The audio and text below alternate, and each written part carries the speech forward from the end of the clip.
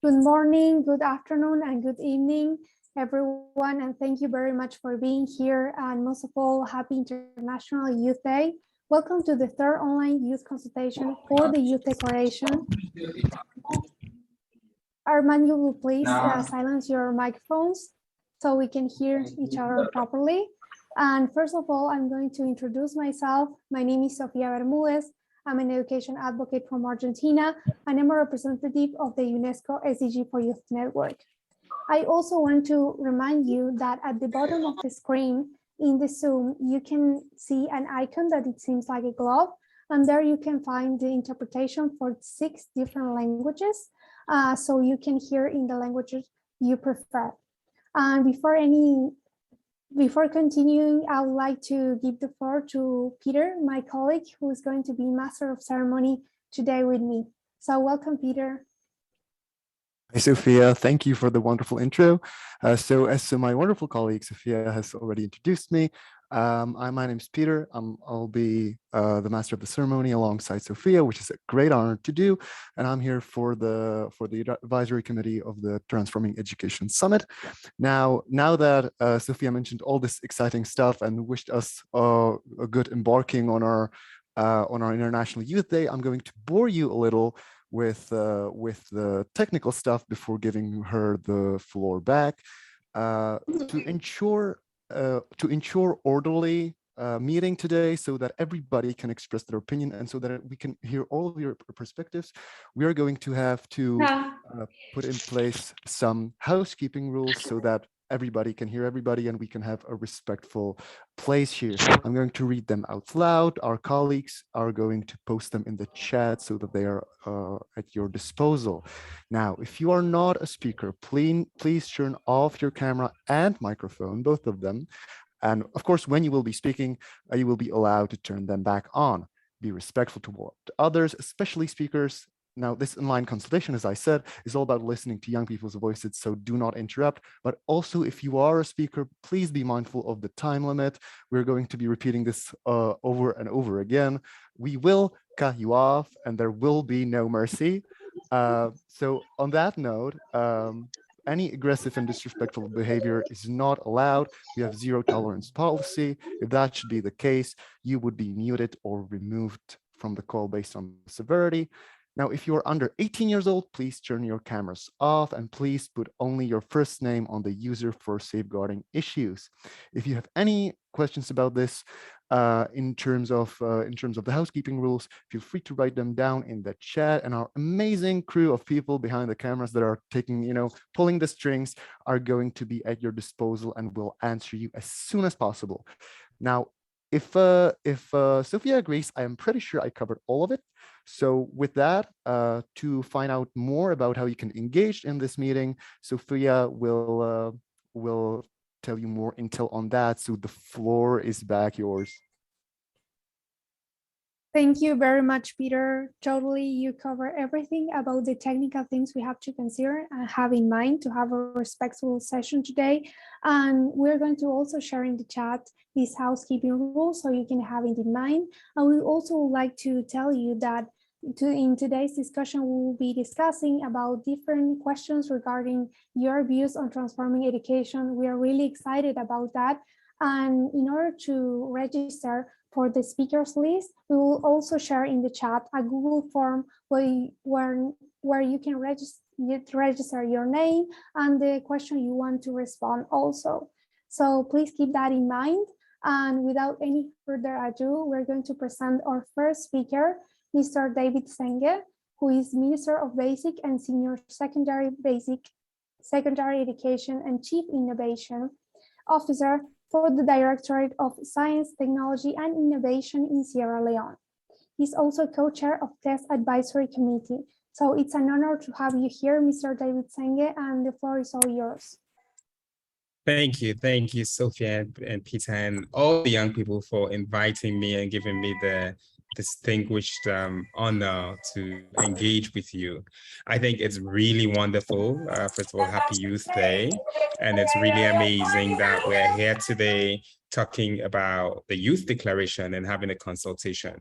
Now, I think I'm still a young person on the board of young people, but also policymaker and the Minister of Education. I'm engaging with young people. I wanted to maybe give you 3 examples about why this matters and what I hope we can all learn from this consultation. I received the reports today that the U reports, which is a tool for understanding how people participate, went out recently in Sierra Leone, and about 4,886 youth participated in that. And as I was looking at the reports, one thing that stood out for me was which skills do you think you need to improve in learning? And most of the young people said courage and determination. And I think it's so important that as young people, it's raining heavily outside in case you can't hear me properly. But as young people all around the world, it's that courage and determination is essential, particularly as we think about transforming our world and as we think about how we use education to go forward. The second thing I wanted to speak about, and which I hope you can encourage all other ministers and ministries to do, is to form a youth advisory group in the ministries. I have established a youth advisory group in my ministry where young people, students are participating as decision makers, key decision. Youth must have a decision-making vote in the development of policies that affects them. And this is true, and I'm going to put this into law. When we do the act of education, I'm going to require and put that young people must be in the advisory board to the Ministry of Education. The third thing I wanted to mention was how we engage recently on social media. And this came from me writing letters to my daughters. I have a 6-year-old and a 3-year-old, and with some other citizens. So I asked all children in Sierra Leone to write me letters, and I tweeted and I shared it on Facebook. And I've been receiving lots and lots of letters from all these amazing kids, and they're drawing me nice things. But at the heart of it, I'm asking them to tell me how they want to engage politicians, how they want to solve problems, what problems they think are most important. And when we give the decision-making, the thinking, and the ability to problem solve back to young people and how we solve them, I think we really can transform the world. And you already see from these letters that these 12-year-olds, 13-year-olds are taking active decisions within their communities. And I think today it's important that we're having this conversation because what used to happen cannot continue to happen. Young people are the majority in the world. The decisions that will affect them in the future, we're taking them presently. And so young people must be at the center of those decision making. And lastly, as you're all doing the consultations, I really wish and hope that you can create a safe space for yourselves. You should think about your role in what you can do to help us as government officials and politicians to help you be part of the problem solving making. But most importantly, my single takeaway is that we must create a space for young people to have a decision-making vote within the policies and the institutions that we develop. And that must be informed by consultations like this. So I want to thank you and I wish you a fruitful consultation. And I cannot wait to read the final outcome. And I'm sure we will use it in our countries and at the UN. Thank you. Thank you, Your Excellency. Honorable Mr. Minister, I do believe that your intel on courage, on involvement, and on decision-making on both the community level and further is an amazing starter to kick off these consultations. Without any further ado, now that you have enlightened us on this intel of yours, I would like to go further and present a video message prepared by UN Youth Envoy, the Honorable Madam Joathma Wickramanayake, Unfortunately, she cannot be here with us, but she did prepare a message that she would like to send forth. And without further ado, I would like to present that to this assembly of young people. Thank you.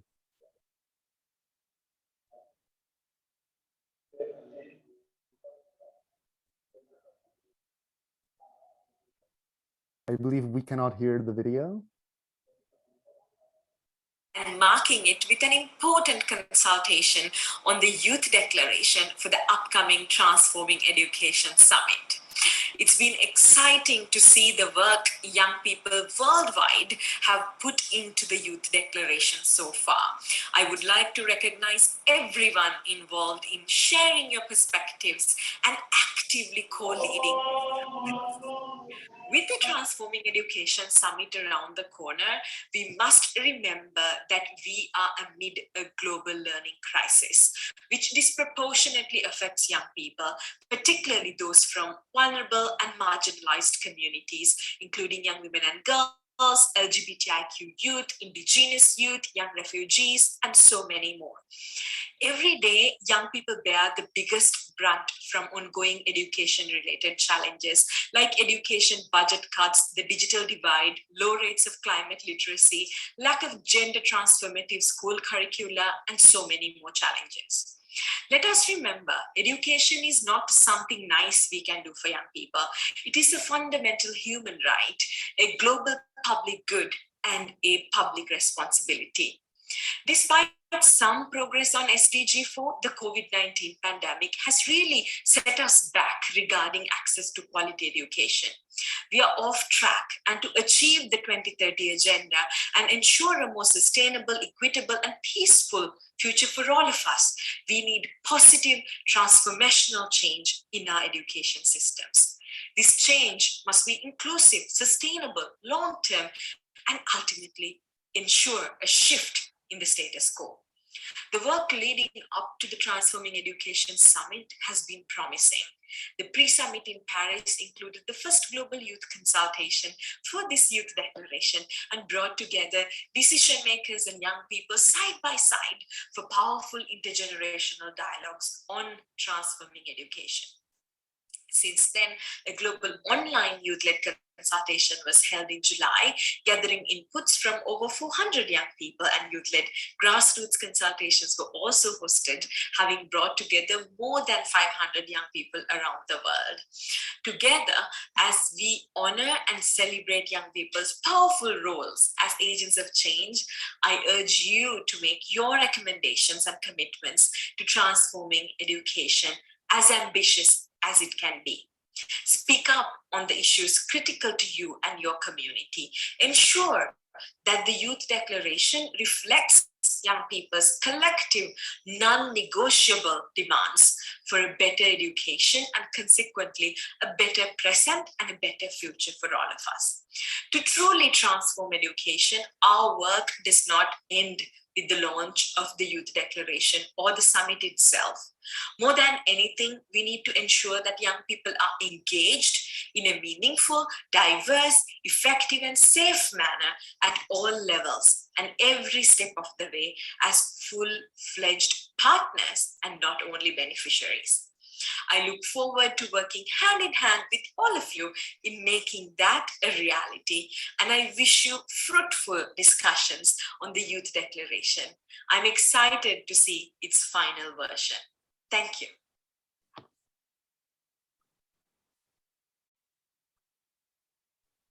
Thank you very much, Mrs. Yahalma, for those inspiring words about our role as young people and the importance of this Youth Declaration.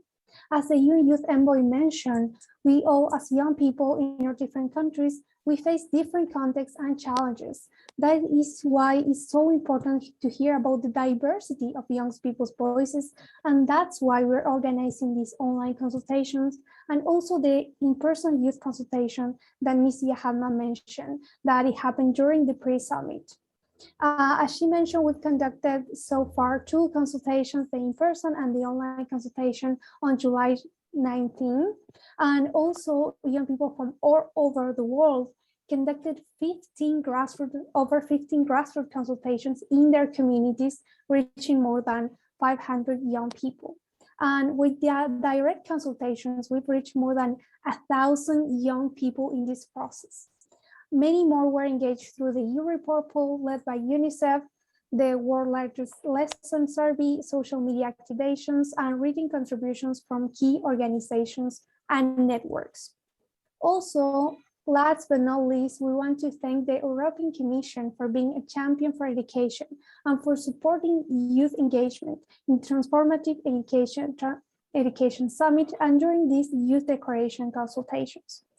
For the European Union, youth and education are core drivers of the future, and it is therefore one of the world's most important education donors. It provides more than a half of official development assistance on education worldwide, and the Commission is increasing its budget for international education cooperation from 7% to an estimated 13% for 2021 to 2027.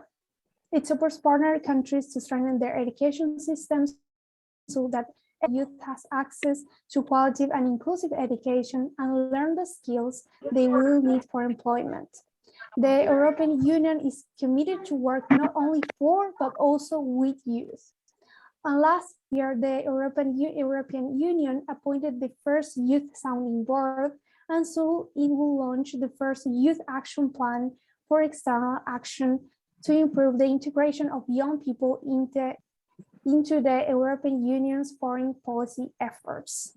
So now we will open up the discussion, and for doing this, I'm going to pass the floor to my colleague, Peter. Thank you, Sophia, and thank you for the amazing brief report on the progress of involvement of young people. It is very much appreciated.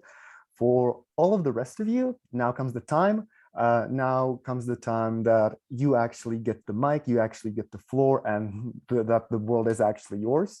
So as Sophia mentioned in the introduction, there is a Google form into which you can sign if you would like to express your ever so desire to be on the list of speakers. Then from this list of speakers, we will choose people for the actual open discussion.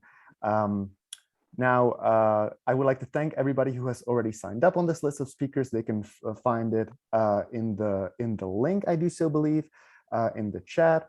And just a slight reminder that you can still be signing up for the list of speakers now. We have 3 segments ahead of us, so there's a good chance that you will get the floor. With that being said, I would like to read out the first question, if that could be possible, if I can get the presentation.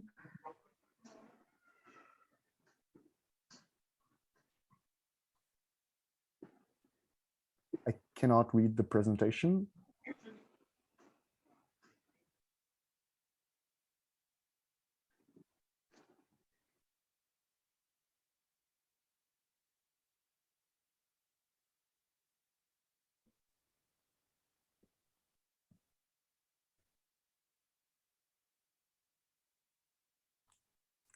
Yes, now I can read it. So the first question is, what are your views on what transforming education should look like? Having read out the question, I would first like to give floor to Ashley A. Burnett, the co-coordinator of Transform Education, and from there we will move on further. So Ashley, the floor is yours.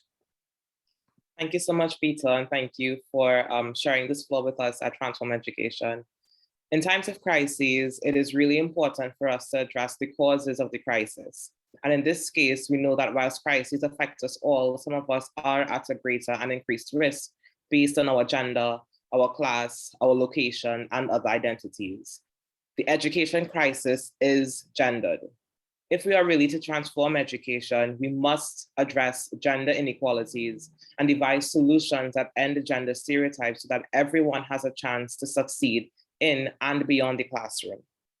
Transforming education looks like applying a gender transformative approach, therefore ensuring gender transformative education. Gender transformative education seeks to really examine and challenge the root causes of gender inequalities, using a whole school approach, so looking at engaging teachers, parents, administration, and of course, having students at the center to transform education. We really cannot make the decisions for them. To transform education, we must ensure that there is feminist leadership at the helm. Feminist leadership is rooted in justice, intersectionality, and true transformation. We know that the classroom is political. That is no secret. So we have to ensure that the young people are learning how to navigate the world that we have inherited, a world that is in crisis, a world that is at war with women's rights and does not acknowledge and protect the rights of gender diverse people. Transforming education should be looking like creating a space for humans to be able to learn more than just about the labor force, but learning how to be just, how to be kind, and how to be caring human beings. At Transform Education, we were given the opportunity by UNESCO to assess the regional priorities of young people in transforming education. And for us at TE, we believe that education is pivotal, and once transformed, it can be a vehicle to achieving gender equality. And these sentiments were echoed throughout the consultations we led. Young people want to see an education system that includes comprehensive sexuality education, that addresses gender stereotypes and power dynamics in the classroom. They want to see effective policy reform that uses education as a shackle to reinforce harmful norms and stereotypes, but one that is liberating and challenges these beliefs. They have also addressed the very harsh reality of the compounding effects of failing education systems in countries that are already experiencing crises and conflicts. Transforming education addresses all of this. So someone like me in the Caribbean can understand my own context, but also understand someone who's living in sub-Saharan Africa and knowing that we are probably experiencing similar experiences, but knowing what is happening in the world. It is seeing all of us as connected beings. It is a movement in power and liberation. Thank you for sharing this floor with me. Thank you for the amazing intel. Thank you for the amazing intel, especially on paying the heed to humanist principles in education while also emphasizing sex and gender education. This is just a brief reminder that because of the way this consultation is structured and because there is a lot of young people that want to express their views, we won't be taking people that have their hands raised. The true way to engage in the discussion is to fill in the link so that you can be signed on to the speakers list and be chosen for the respective discussion corners. Now that we heard from Ashley, I would just like to remind everybody that they will have 2 minutes for their intervention, and we will be taking intel from 10 people in this discussion corner. With that being said, I will take a look on the list of speakers, and the next person on the list is, and apologies for the pronunciation, Jingwen Iris P from Stories to Action from China. The floor is yours. Oh, this is very unexpected. Hello, everyone. I'm Iris P from Mainland China. In my opinion about transforming education, I would say, first of all, I totally agree with the previous participants shared about gender equality. For me, first of all, I think education is a basic human right. The reason why we receive education is not to become a tool to work for big companies to help them gain money. The reason why we receive education is because we want to be a complete person, with independent thinking and thoughts to be free to achieve what we want to achieve. And second of all, I think transforming education is not a competition. I know in some countries, for example, in China, to receive a quality or higher high-level education, you must compete with others, to have a very high score on exams. In my opinion, I feel like education shouldn't be a competition. Everyone should receive education. And third of all, I feel for education, besides the education that we need to, to gain skills at work, to earn like a living, but also we need other educations, for example, like education on mental health, education on comprehensive sexuality education, financial literacy, these basic like educations to help us to lead a happy life, not just to earn money. So I think that's all. Thank you all. Thank you for keeping it very concise, and thank you for your input in regard to competitiveness in education, and also on the importance of other strands of education. For the next speaker, I would like to call on Akwayami Claude Garnett Akinsanya from GCBR and TCSL campaign from the UK. The floor is yours. Hello, everyone, and good afternoon. I feel that transforming education, we need to have world peace. We need to make sure that taxpayers' money and the investment goes into education of infrastructure. We also need to make sure that we educate the students of the next generation and the current with the skills and the abilities to understand how to take action, how to amplify their voice, and how to protect our planet. It is really important that we give them the tools of learning about SDGs. And it's equally important that we be inclusive and diverse for people of different backgrounds, different creeds, and also people of different abilities. I believe in the important awareness of neurodiverse and the ability that we make the resources and support for them. And I also believe that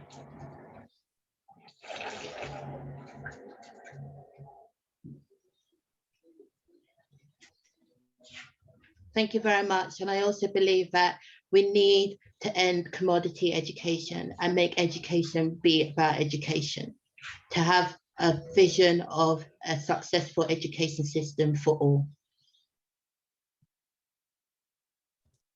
Thank you so much for this input, not only on the necessity to do away with commodity education, but to view education as a universal human right, but also on the need of peace, inclusion, and diversity. It is very much valued. Again, a reminder that everybody gets 2 minutes. Thank you again for keeping it very concise. Those who would like to sign on to this list of speakers, they can do so via the link. You can react to the speakers in the comments live as we are going, so that the discussion is sort of kept parallel, not only within the dialogue that we're having here, but also in the comments. Thank you again for the input. Now, for the next speaker, I would like to invite Max Amanu from the United Nations Office on Drugs and Crime from Uganda. Max, the floor is yours.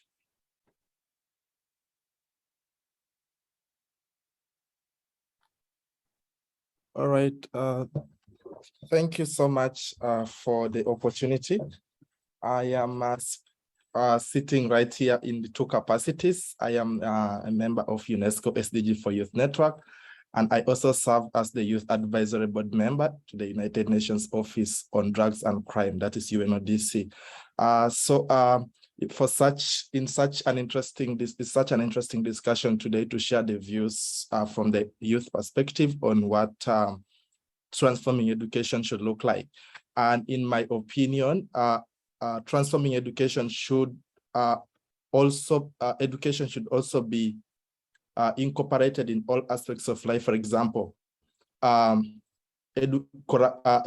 education should be used as a tool to teach the young people the culture of fight against corruption, just as other aspects of life are taught. So also fighting crime, fighting corruption as a way of life for the young people should go through the education system, so that by the time they grow up, they are much older, it's easier for them to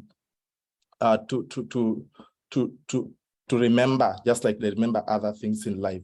And also, I feel education should be skills-oriented. So the biggest part of Uganda has the youngest population in the whole world. And one of the challenges Uganda is facing, and all other developing countries, is unemployment, youth unemployment. So skills education as priority should also be part of how transforming education should look like. So as we work towards transforming the education, let us prioritize skills, skilling the young people own the on-demand skills at the moment that can enable them to easily acquire employment. Thank you so much. Thank you so much for this intel on the necessity of cultivation of cultural and political life and on skill setting within education. It is very much valued.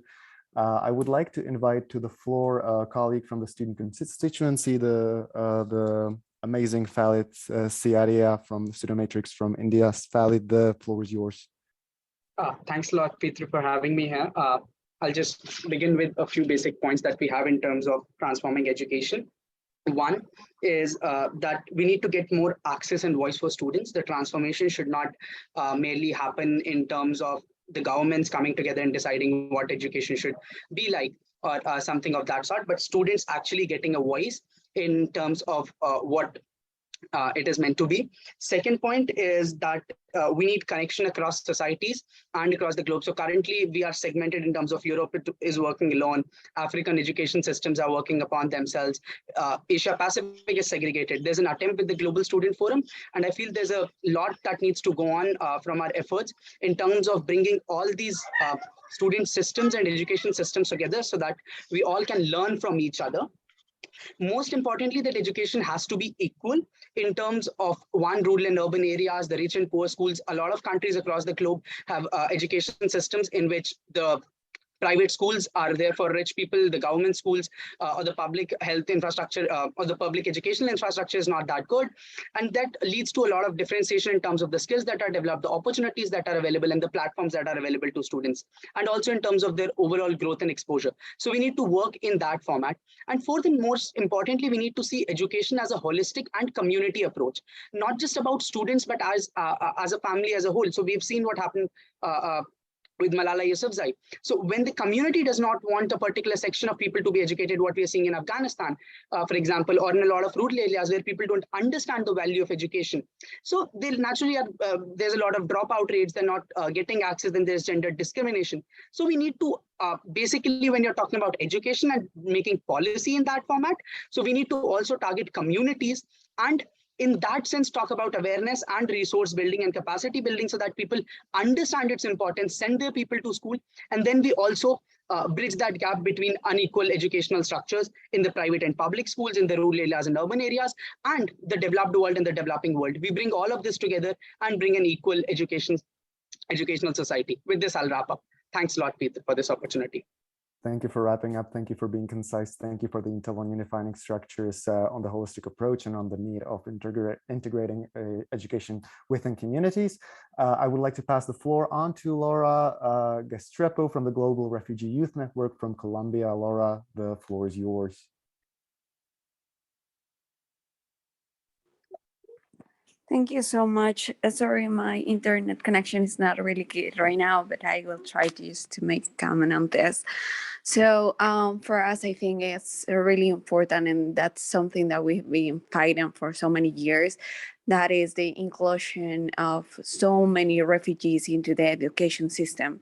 I think we still have facing so many problems in accessing to education, to the basic education, for example, in some countries. And as we listen from others, the education is something really important for kids and for young people. So giving this access and transforming these systems for accessing education to refugees and migrants, it's something that is really necessary at this point. And after the COVID pandemic 19 is more necessary for now. So I think the education needs to be more accessible for these, especially these migrants and refugees in different parts of the world. Having been very thankful for the comments you made on the inclusions of refugees in education. Thank you for keeping your speech concise. I would like to move on to the next speaker, which is Karina Radchenko from PAIS from Ukraine. Karina, the floor is yours. Thank you so much for this consultation and overall to everyone for your efforts. I'm also the member of the SDGs for Youth Network, and there is really huge work behind this process. Thank you, Sophia, Peter, everyone involved all over the world. I would like to mention that to transform education, we need to clearly understand that it's not one-day process. It's a very long-time process. And to this end, we need to clearly turn these words that will be stated in this declaration into reality. And we need to create special ambassadors, opportunities in the countries to further conduct these consultations, to empower young people to speak and to make sure that this declaration, it reaches people. So we as young people know about our rights, opportunities, and then we are more able to take clear actions. So I encourage everyone in these consultations to be ambassadors of this declaration. Try to do your best to involve as many young people as possible. Even 5, 3, one young person to share will be meaningful. So it will be really great multiplying effect. So to focus on its implementation and popularization further. Thank you so much and happy Youth Day. I appreciate this call to action and this comment on the complexity of transforming and on the need of doing it if nobody else is going to do it for us. Thank you, Karina. With this, I would like to move on to the next speaker, which is Temilade Salami from Eco Champions from Nigeria. Temilade, the floor is yours. Thank you so much, Peter, and thank you to all the people who have spoken so far. First of all, happy International Youth Day. I'm a member of the UNESCO SDG for Youth, and one of the major things that I've been talking about when it comes to transforming education is making sure that we're preparing young people of today, for tomorrow by embedding, climate education into our curriculum, because the world is changing and climate change is changing the face of education. People are being displaced by flood in the global south. People cannot go to school. Children can't access their school or learning, areas because of these things. And it's very easy for us to turn a blind eye to it because a particular region suffers it the most. And maybe it's not a popular topic to speak about. But one of the things that I've seen generally is that most times we as young people, we have to react to things or crises, and this is not the way it's supposed to be. We need to we need to start, preparing young people now, children, our young learners, to start learning how to adapt to these things, or even hold people who have, caused these issues accountable. Very important. And I think the other thing that has not really been highlighted in transforming education has been accountability and monitoring and evaluation. It was something that was highlighted during our consultation in Nigeria, where we actually saw a lot of resources coming into the country, into the government's hand, and there was no collaboration with CSOs, and even all of the money that has been donated, even by private organizations or CSOs, or even, some organizations that UN affiliated, we did not see any form of results from some of these projects. And it's really important that while we're talking about all of the action tracks, there's also a place where we're monitoring and evaluating some of these things, even down to donations or even aid to some of these countries. So it's very important that we also sit back and sit back and think about, all the things that have been done in the past and what the result has been, especially when it comes to donations and even partnerships with countries. Monitoring and evaluation is very, very important, and accountability is also important in this process, because our realities are so different and we need to have contextualized, solutions for them. Thank you so much. Thank you for placing emphasis on accountability and liability while also talking about the need for climate education, which is in fact very important. It would not be very easy to transform education if we don't have a planet to transform it on, would it? Thank you for the comment. I would like to move on to the third to last speaker, which is Sensi Fuad from Youth Rising Liberia. Sensi, the floor is yours.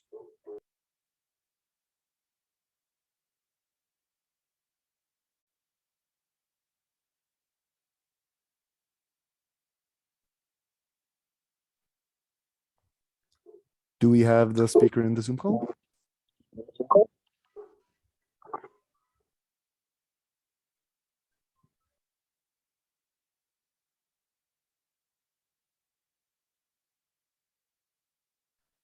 Unfortunately, because we cannot have any further time delay, we are going to have to skip this speaker. Should they be able to join in later, please make your comment visible in the chat so that we can still take it into account. Now, moving on to the penultimate speaker, Rabia Anwar from Employers Federation of Pakistan. Rabia, the floor is yours. Hello, Peter. Can you hear me well? I can hear you absolutely amazingly. Thank you very much for giving me the floor. I am Rabia from Pakistan, representing the Employers Federation of Pakistan. So as a young employer, as a young female employer, I think transforming education is a shared responsibility. And by that, I mean including the employers in this process. That could be, we can start with skill upgradation program or work-based learning or apprenticeship programs. Working with private sector and private systems could be one of the leading strategies. I think it's an important to note that employers have a very important role to play in transforming the educational system, especially the educational reform, that is the curriculum development. And employers can also contribute to youth employment through cooperation with the government and other stakeholders in education, training, and formulation of responsible policies for enabling environment for youth. So this is a big one. We need to improve education systems to align with tomorrow's labor market needs. Employers can play their role in curriculum development of the education institutions. Employers can collaborate with government and, with their power and influence can bring a transformational educational reform. So as a young employer, I'm very excited to work on this cause. And I think this is going to be a starting point in bringing an education reform. Thank you for giving me the floor again. Thank you for the intel on apprenticeships. They usually get skipped, so it is. I'm very glad that they are mentioned along with VET education. It is a very important topic to also not fall out of the consultations that we are having now, and for the interesting linkage that you made between the labor market and education. That is also very valuable for the discussion. Now, with that being said, we have finished our list of 10 speakers for this segment, and throughout the entirety of this segment, we have been having a keynote listener from the high stakes level to ensure that because as is said in the theories of participation, voice is not enough. We also have to have listeners to make sure that we work in partnerships with politicians. So let me, with that being said, invite in the reaction from a keynote listener that should be very concise and fit into 5 minutes, which would be Leonardo Garnier from the special advisor on Transforming Education Summit. Mr. Garnier, the floor is yours. Thank you very much, Peter, and it's really an honor to be a keynote listener in this activity and listen to all the things that you say. That for centuries, education has been about the vertical transmission of information, knowledge, and values from one generation to another, from adults to children and young person. And this view comes from a very condescending attitude towards the youth, but also from a control and power structure that is very typical from education systems.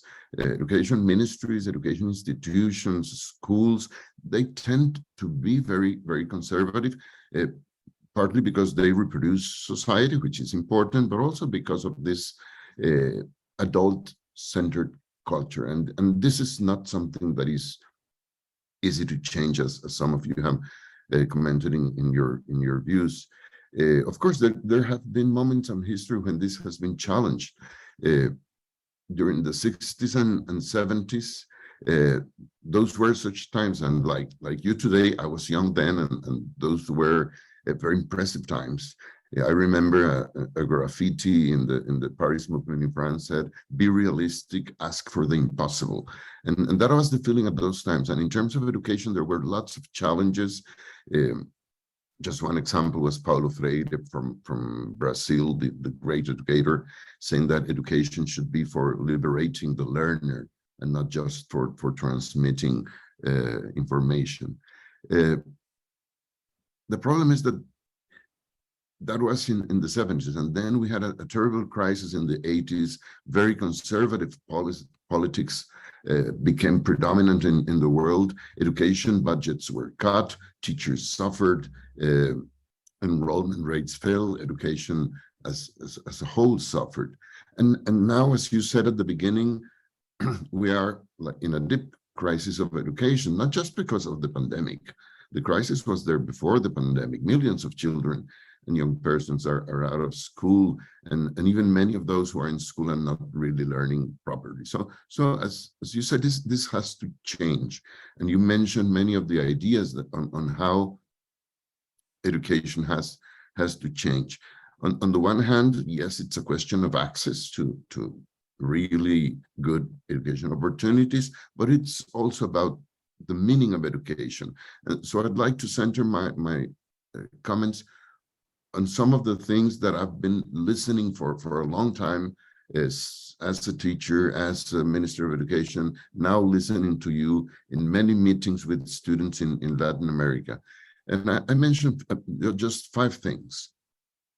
One, or the first one, should be obvious, education must develop each person's capacity for learning the fundamental blocks of knowledge. Of course, literacy, numeracy, scientific thinking, these things are essential if you want to reach critical thinking and if you want to have a capacity to distinguish valid and well-supported arguments from mere opinions or from fake news or whatever is around the corner. So that basic thing is, of course, essential, but not enough. Second, as some of you said today, education must enhance the lifelong capacity to learn, to relearn the skills for the rapidly changing world of work. But not just, as someone mentioned, to be workers in a process of producing profits, but also taking into account the respect and the fair treatment and the managing of human relations in the workplace. So it's about skills, but it's also about human relations. A third essential task of education that comes from the comments many of you made about what you dream of education is how do we develop our capacity and the values for learning to live together. This has to do with ethics, with equality, with justice, with civic responsibility, with democracy that has been so severely questioned in these times. And it has to do with human rights. And I wanted to stress something that several of you mentioned. It has to do with human diversity. And we are not very good at that. In fact, one of the words we usually use when talking about diversity is tolerance. But if I say I tolerate someone, that's not good enough. The good learning about diversity is not to tolerate diversity, it's to enjoy human diversity, to understand that in our diversity is that we are human and that as humans we are all equal. So yes, we have to introduce in schools and in educational process gender equality, the treatment of displaced children from other countries. Those things are difficult to handle, and sometimes educational systems are really terrible for treating diversity. Fourth, and this is something usually underappreciated. In fact, I didn't heard about this today, but I've heard very much about this in Costa Rica with students. Education is not just about work, is not just about civic participation. It should also be about learning how to enjoy life and to live it fully and to live it well. And this has to do with most of the things that we really care about as humans. This has to do with creative potential, with the capacity to enjoy and to express ourselves through the arts, our disposition to lead a healthy life, the practice of physical activities, games, sports, the pleasure of stimulating entertainment, all of those things that make life enjoyable. We usually leave them out of education or just as small details, and they should be part of a real transformation of education. And finally, as again, you mentioned at the beginning, education has to be not just about teaching, it has to be mainly about learning. It has to be learner-centered. And as some of you mentioned, taking into account the views of the students, and Minister Senge mentioned it also in his introduction, but this is easy to say, but this is very difficult to achieve. We adults and teachers in particular are fearful of losing control of the education process, instead of understanding that this should be more like a collective process of building together knowledge. I will end just by saying, and you mentioned this accountability and the idea of having education as a human right, and one person said we want to be a complete person. So yes, what I would say is that education should give every girl, every boy, every young or not so young person both the ambition to expand their dreams and the capacity to make those dreams real. Sorry, that's our dog barking in the door. Education must give you the capacity to become the person you want to be and to participate in the creation of the world you want to live in. To achieve this, we need exactly what you are doing today. We need to bring young voices into the educational discussion and into educational decisions. So really, it's my pleasure to listen to you and to see the kind of movement you're creating. Thank you very much, Mr. Leonardo Garnier. It's an honor for us to have you here today.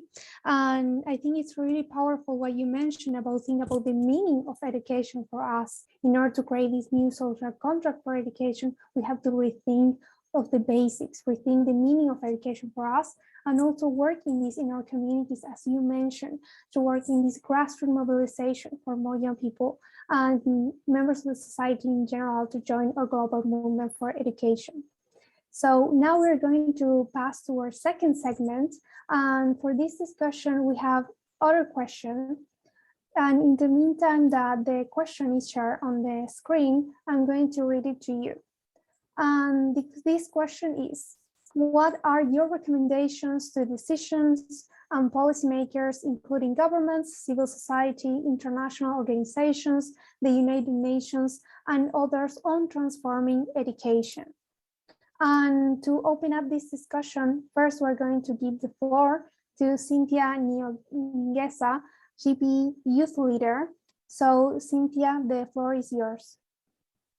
Thank you so much to all the speakers who have come before me. It is an honor to speak to you today, and I'm speaking live from Nairobi, Kenya. My colleagues and I, that is Doris Muikali, who should be here, and Francis Odhiambo, who runs a dance foundation in Nairobi, came together to conduct grassroots consultations with young people. And what was most inspiring was seeing how they're committed to seeing the education system change, not just for them, but for the generations that are coming after them. Because we're also saying that we need to learn from our mistakes, but also take into account what has worked before and replicate that. And so from our grassroots consultations, we're able to share these campaigns on social media, and we also got to publish an article through the United Nations website. And the young people are saying that the recommendations that they will put forward should be accounted for. The first thing they said is that there is no transformation without financing. As a GPE youth leader last year, I was able to collaborate with the government of Kenya and the government of the United Kingdom to fundraise $4 billion just to transform education. And the young people are saying that this funding can then be used to cater for children who are out of school and even those who need reasonable accommodation because of disability. We're also talking about development partners and our governments coming together and ensuring that they identify the key barriers to quality education. Some of the barriers that young people continue talking about is violence in schools and also harmful cultural practices. In Kenya and Somalia and Tanzania, we have female genital mutilation. In countries like Cameroon, we have activities like breast ironing, and these are cultures that actually make it difficult, so difficult for young people and especially girls to continue with education. And lastly, young people are talking about ensuring that the policies that have worked before will be replicated. For example, when I was in high school, my teacher would actually rescue girls. During the holidays, they would be at risk of female genital mutilation and early marriage. And she would ensure that these girls actually stayed in schools. And so the most important way of ensuring the children are protected is then to invest in the infrastructure in schools and ensure that our learners are able to stay safe in school. If they're not able to go home because of culture, then they're able to stay in school and also stay safe. I think it's very important to emphasize that this is not just about consulting with young people, but ensuring that our governments, our leaders are accountable, that constantly ensuring that they're monitoring and evaluating the issues we are talking about and the funding they're putting into education. So I'd really like to hear from what the young people will say this afternoon in regards to the policy recommendations. And thank you so much for this platform. Thank you very much, Cynthia, for mentioning the importance of investing and the financing education, and also for the amazing work you did on the ground for the grassroots consultations. So I want to remind everyone that you have 2 minutes to speak. Please be respectful and mindful about this time, because if we respect the 2 minutes, more young people can take the floor and speak up. So I will also remind you that the Google form for registering to speak is still open. We will share it again in the chat. So if you didn't register already, you can still do it, because we have this question and one more to go. So to follow up with the discussion, I'm going to give the floor to Meng Ping Su of Consejo Nueva León from Mexico. Meng, can you hear us? Yes, thank you very much for this space and this time that you are giving us to hear us out. I want to focus my participation on data and the generation and construction of robust systems to monitor and to evaluate data. I am very disappointed at the lack of measures and data to analyze education and its quality properly. I think our current models are not enough. I think we need to create new indicators that really consider factors like accessibility, inclusivity, good governance, and our concerns related to peace and security, climate change, and gender equality. And I think we need to really rethink our approaches to both teaching and learning. I think we need to rethink our meanings of learning, because the pandemic has taught us that it is not the same anymore, and it is not enough, and that we are not doing enough. I think increasing appropriate measures and measuring properly will allow us to distribute budgets and finance properly and distribute more fairly these resources.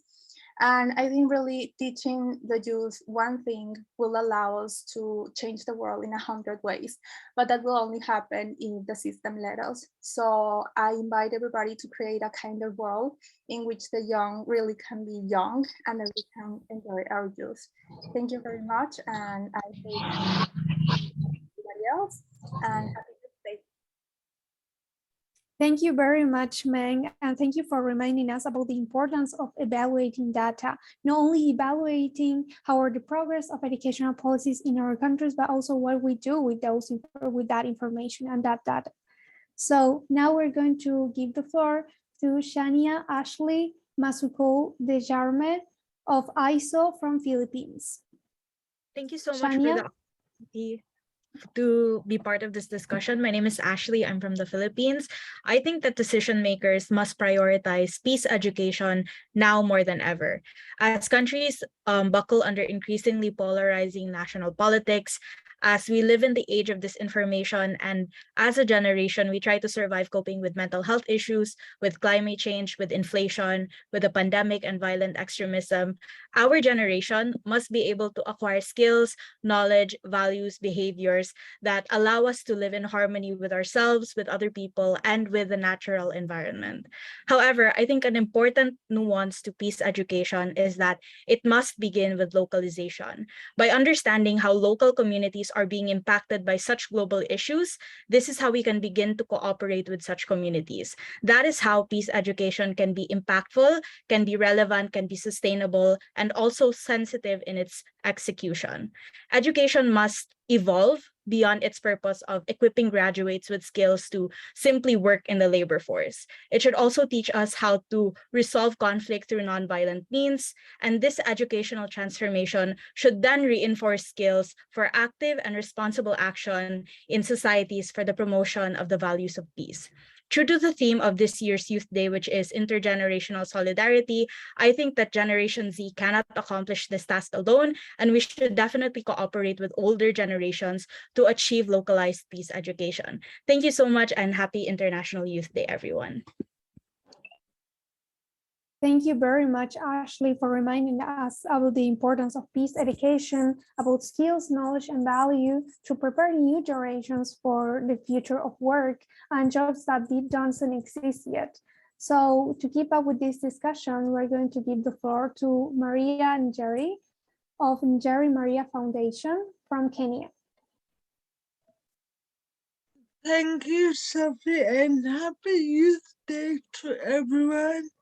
I'm speaking from the perspective of inclusion and inclusive education for young people with disabilities.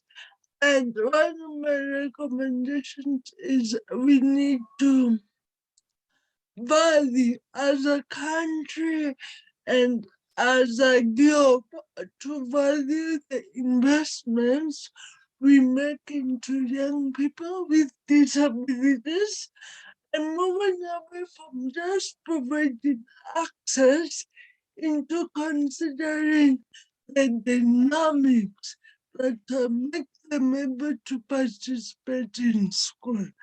That is accessibility. Recognizing we still have a huge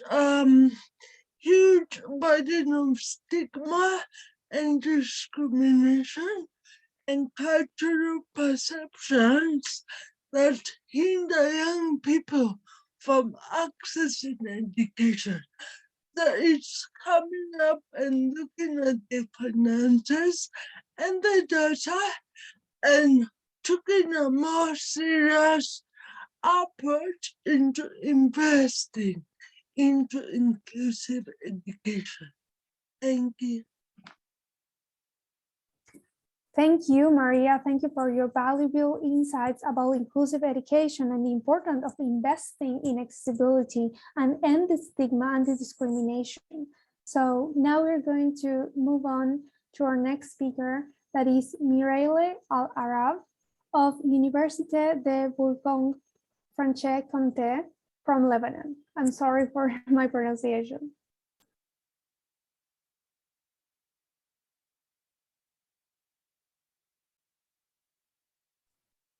Mireille, are you there? Can you hear us?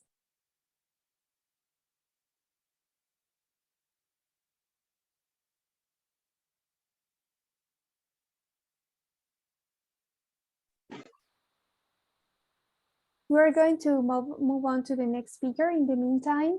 So our next speaker is Rosario del Pilar Díaz Garavito of the Millennials Movement from Peru. Rosario, the floor is yours. Thank you very much to everyone for this space. My name is Rosario, and I'm also bringing some recommendations that we gather in the Latin American and Caribbean region with the youths that participated on the follow-up of the 2030 agenda. with the United Nations as part of the group of children, adolescents, and youths for the regional mechanism. So we consider that the 2030 agenda also calls member states to recognize education, but from the base of the or at the same time recognizing intersectionalities of inequality for young people, because definitely the generic measures that we have for educating ourselves, for education in our countries, not necessarily are fitting all of the necessities of youth.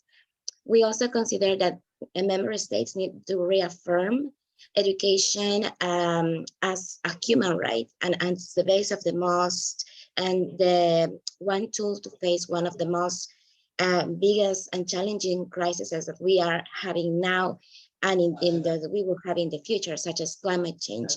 For this, we need regional responses to ensure that education is defended in different contexts. We need also a member state to take education as a fundamental base to ensure social protection policies. We need that allow youth to have the skills to integrate in the work life and contribute with taxation policies while living a life with dignity and pursuing their dreams.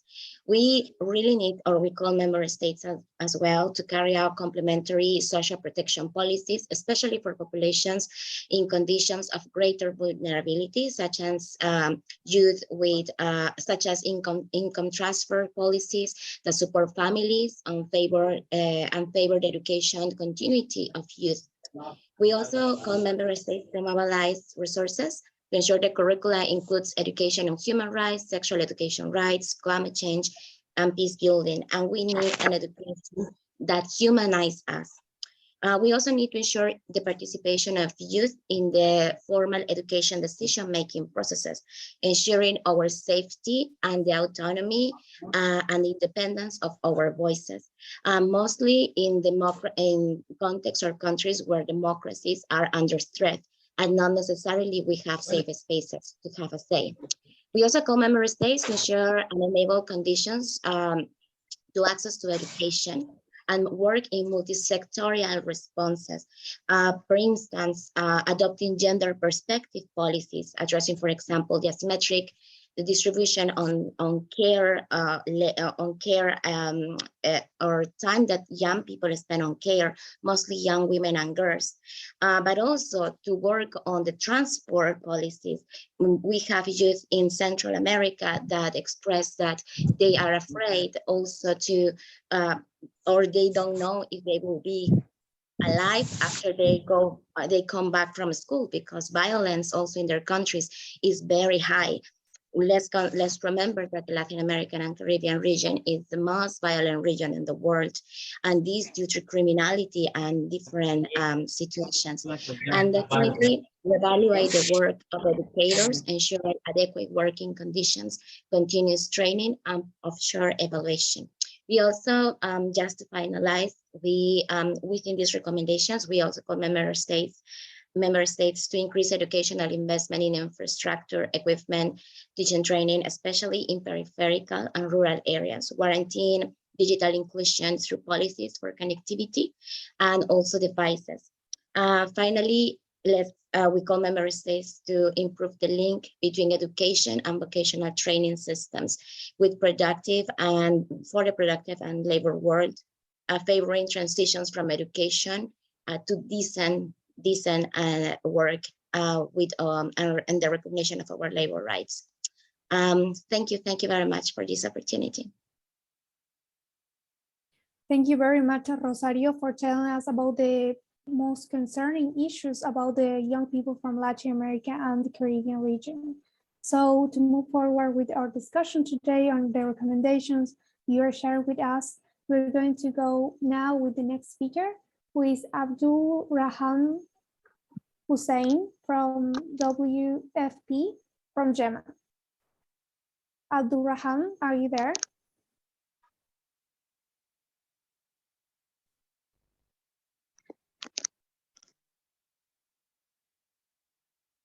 Are you able to hear us?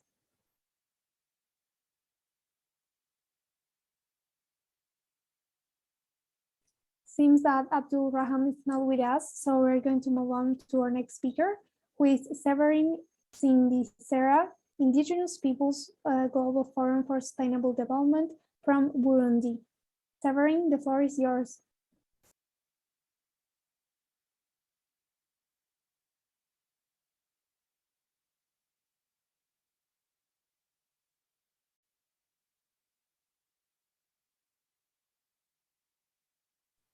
Severin, are you there?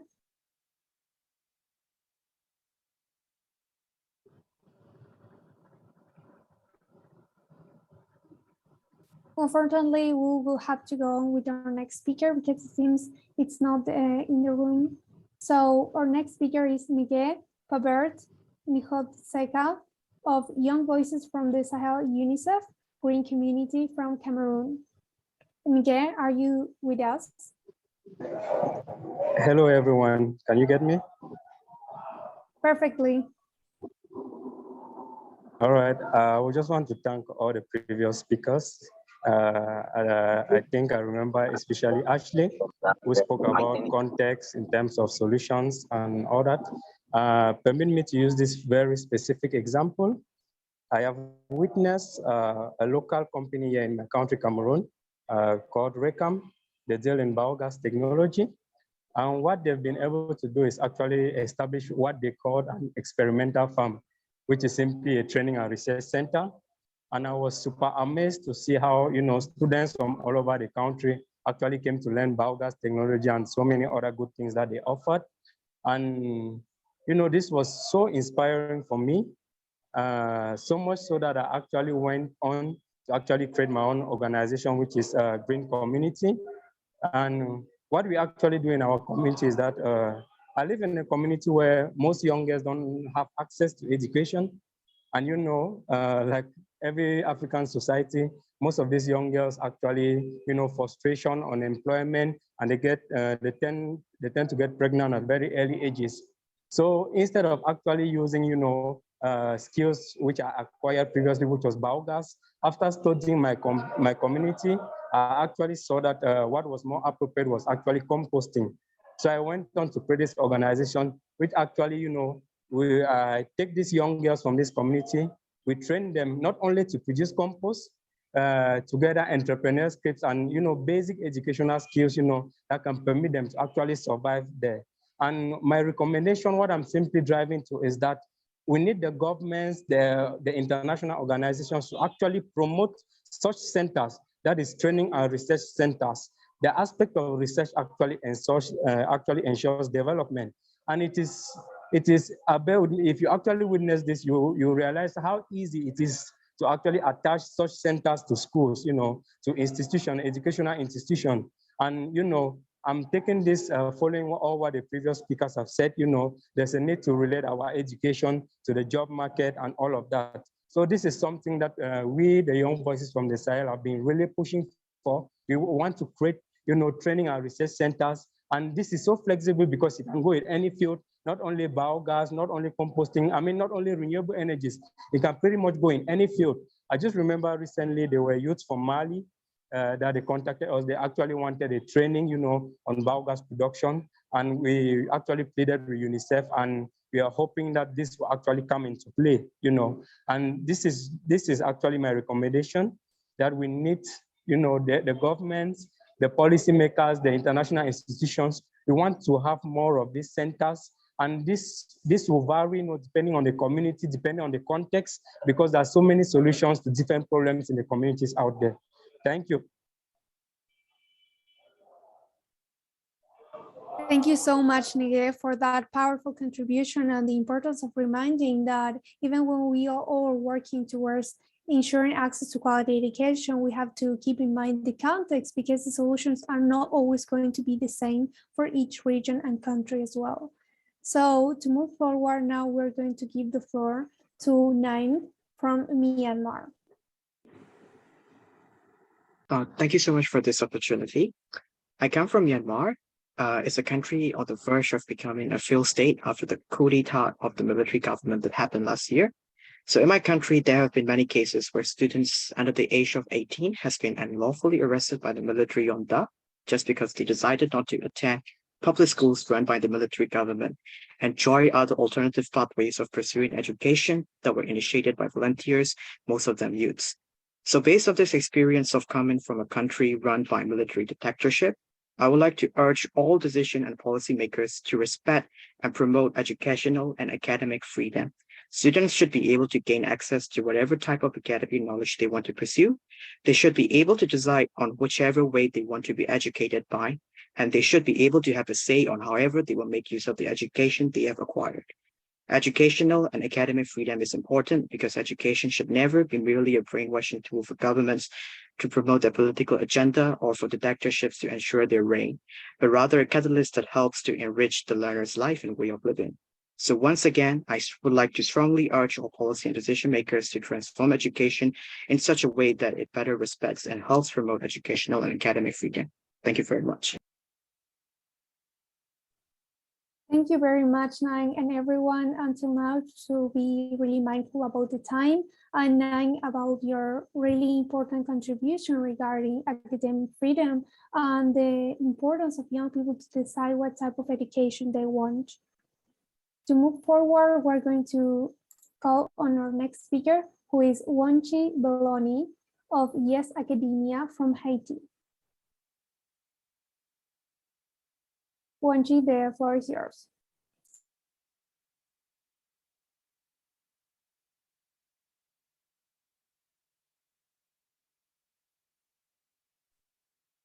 Bonjour, c'est un plaisir d'être avec vous et ça me tient du cœur et je me sens très bien avec I'm really very pleased to be with you.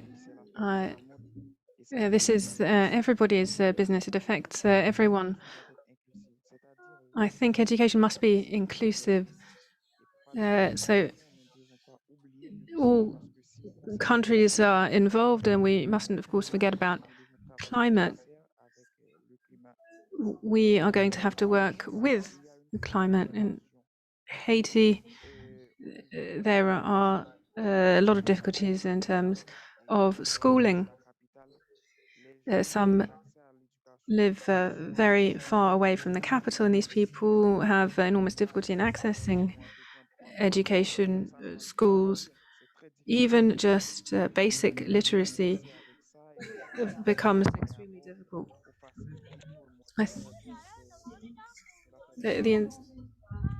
The sound quality is really problematic. We have to deal with these difficulties and try to overcome them in order to ensure equal access. Thank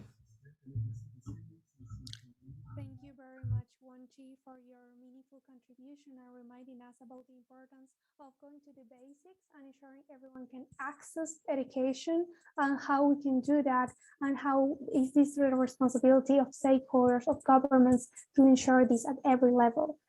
Thank you very much for that contribution. And now we're going to give the floor to Niall Deng of Refugee Youth Peace Ambassadors from South Sudan.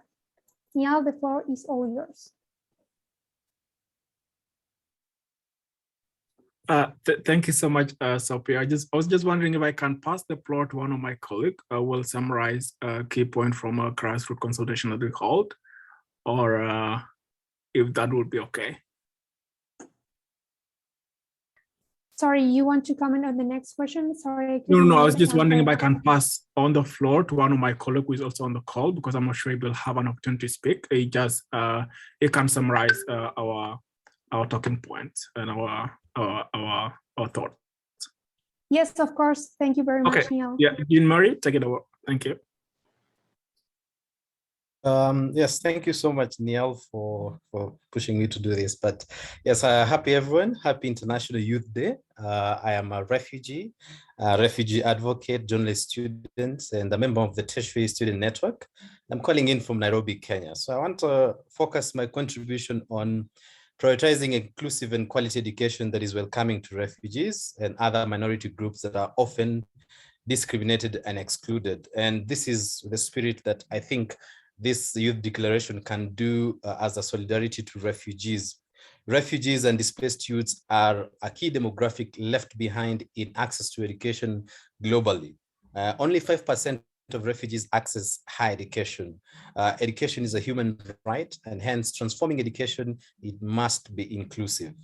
Many refugee advocates like me have missed out on opportunities to promote access to education, to quality education, because of visa and travel injustice that we need to address. Refugees in the camps lacking internet and electricity have also missed out in these consultations about their future, and we need to be very key in having them included in this. Refugee students should access and enjoy quality education. This also means being able to play, have quality teachers, getting well-balanced food. Many face trauma and mental issues, and hence we should transform education to be a therapy to cater for the well-being of all students holistically. So I have a few recommendations that I think my colleague will be able to expand more, but just a few things. We wish that as a call to action to governments, UN and international organizations, that we need to include refugee youth representative in the SDG 4 higher level steering committee. We need to recruit 5 refugee education advocates in the UNESCO SDG 4 youth network representing Africa, Asia, Latin America, and the Middle East and Europe. And ministers of education in countries hosting refugees should include refugee youth in national education youth engagement mechanisms.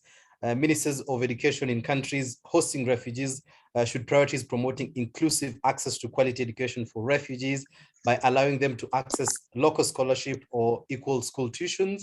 And lastly, UNHCR education and other NGOs and NGOs supporting education refugees, supporting education for refugees should engage refugee students in the engagement mechanism and also promote partnership with both national and international institutions to accept more refugee students. And that's all from my side. Thanks, Nia.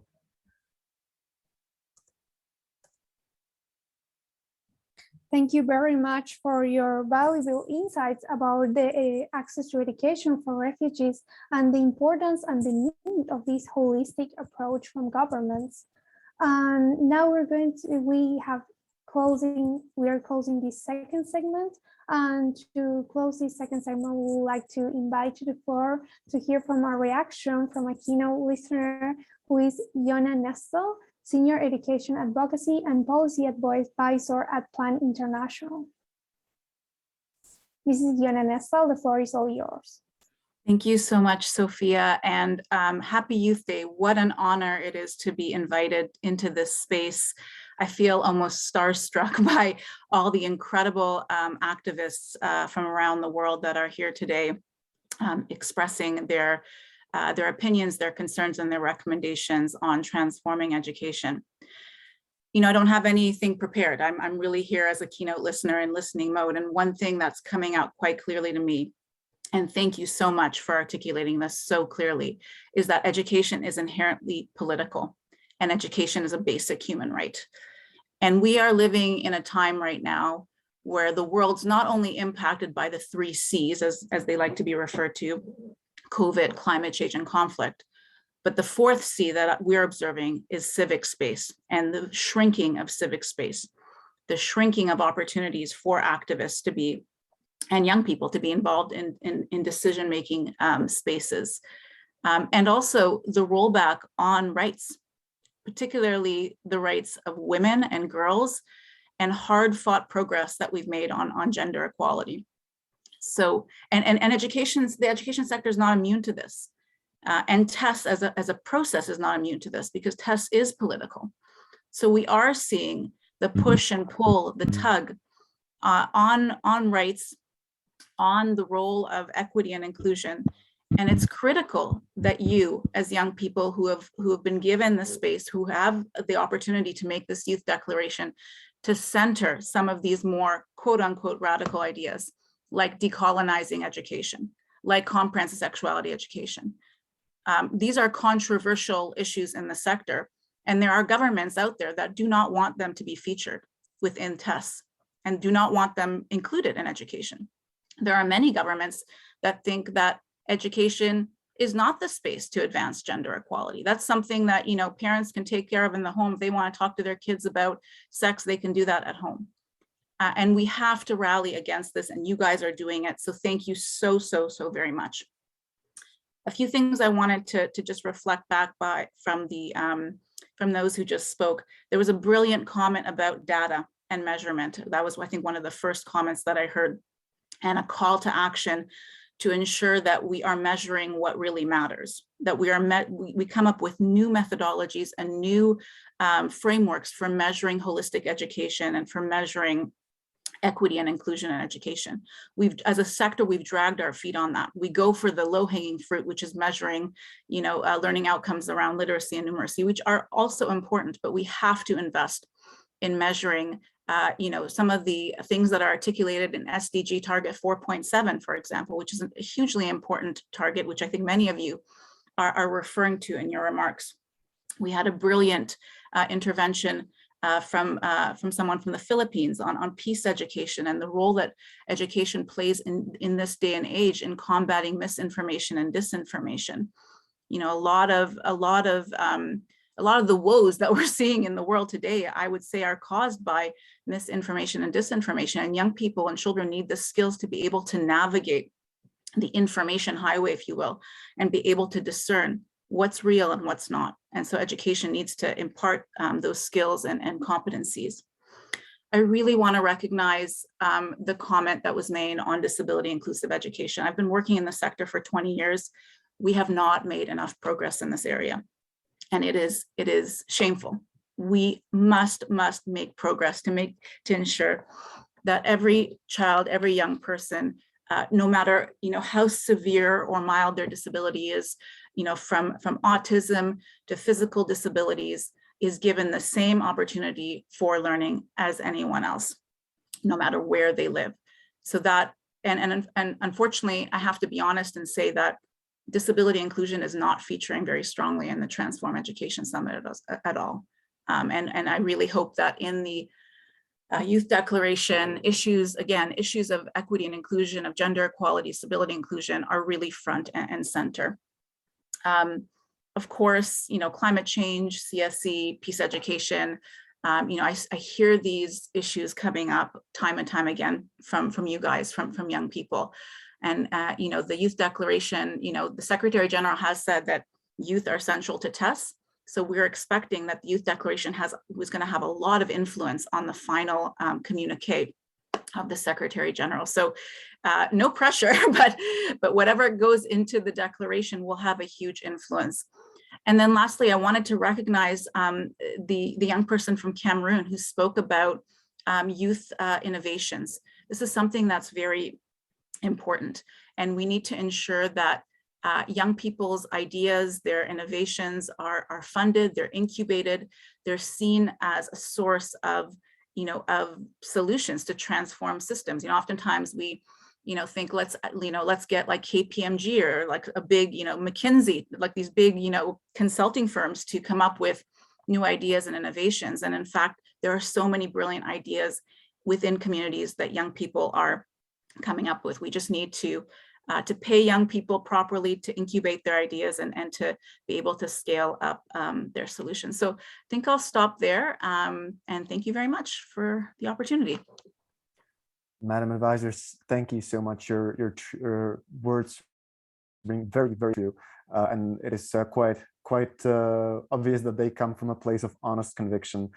Thank you for subjecting to the critical lens all that we do. Thank you for acknowledging the inherent political. I think this is something that was bound to be said here, and I'm so glad that it was done so. Thank you for acknowledging that all is subject to recuperation, even this summit, and that is something that we have to fight against. As for other topics such as decolonization, which are very important, they will be, I am totally convinced, touched upon even in this upcoming segment that I would like to start now. Just coming from the list of speakers. Just looking at the list of speakers, I'm convinced that this is something that we will come back to and that we will discuss, because it very much cannot be omitted. So we are now opening the third and last discussion corner, the discussion segment.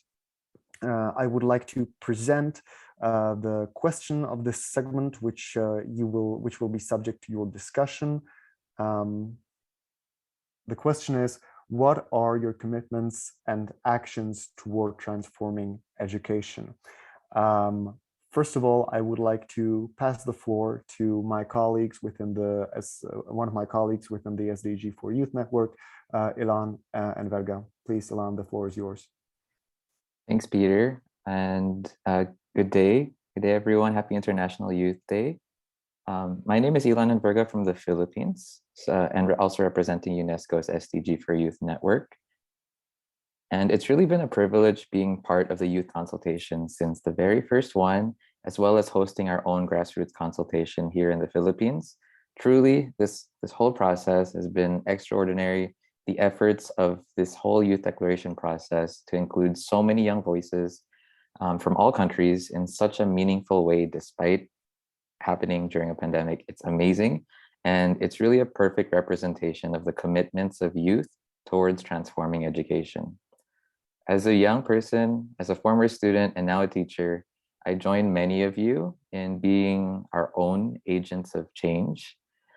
And specifically in my commitment to designing curriculum, teaching practices, teacher training, and school-wide systems that prioritize comprehensive education for climate action and action for all 17 Sustainable Development Goals. Besides living in a country regularly devastated by climate-related disasters, the Philippines is also ravaged by a massive culture of misinformation and fake news, and education here and globally is in the fight of its life. So with young educators and other young education advocates like you, I commit to digital literacy that comes with digital equity and strengthen values and civic education. So whether you're committed to addressing the same or to ensuring learning is never disrupted by calamities or conflict, or other key issues of the SDG 4 targets, let us commit to our own initiatives, even if their scope is at a school level or a community level. Because however, as the time runs out on the road to 2030, let's all commit to elevating these youth-led solutions and best practices with governments to become more strategic in scaling them regionally and hopefully nationally. Let's commit to working with all generations, especially policymakers, and respectfully challenging them when needed and holding them accountable for their shared commitments with young people. There's no other generation that understands the urgency to do this, and there's really no other generation that possesses the energy and creativity to design innovative solutions for SDG 4 than ours. Thank you very much for this time, and I really look forward to hearing and supporting all of your commitments towards transforming education. Thank you, Ilan, for your contribution.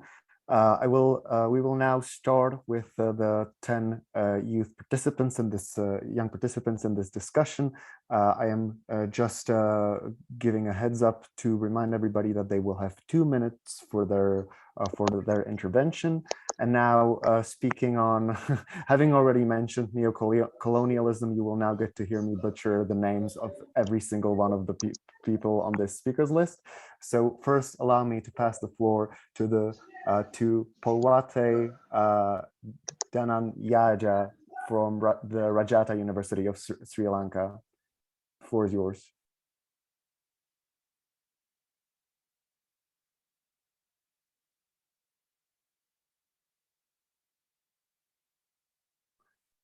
The representative of the Rajarata University of Sri Lanka. That doesn't seem to be the case. Unfortunately, because of the time constraint, we will have to skip the speaker. Therefore, second on the speakers list is Ardian Chidodo, a peer educator from Zimbabwe. The floor is yours.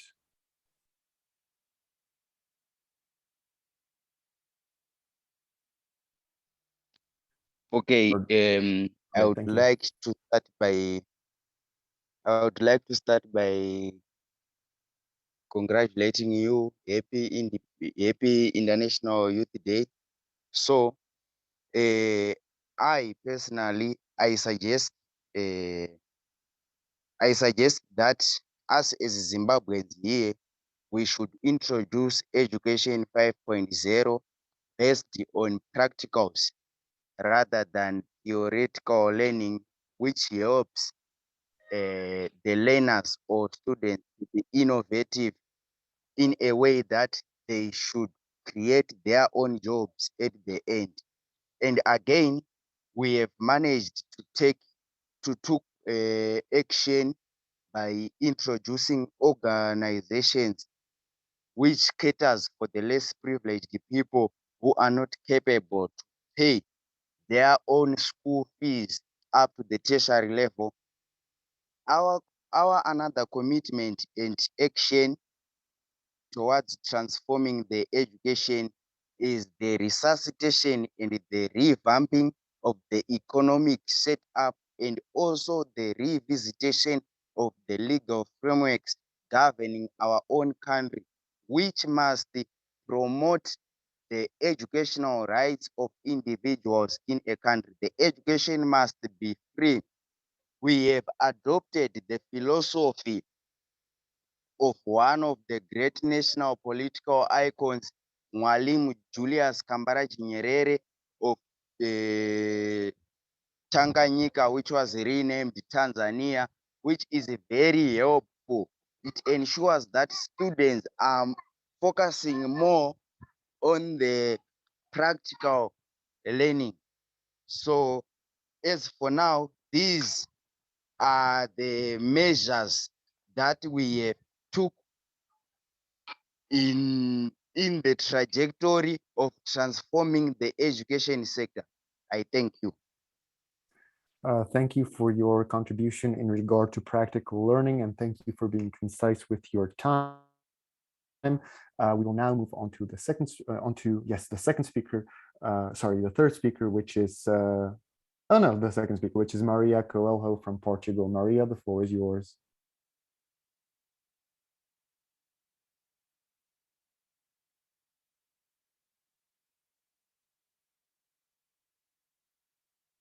Maria Coelho from Portugal.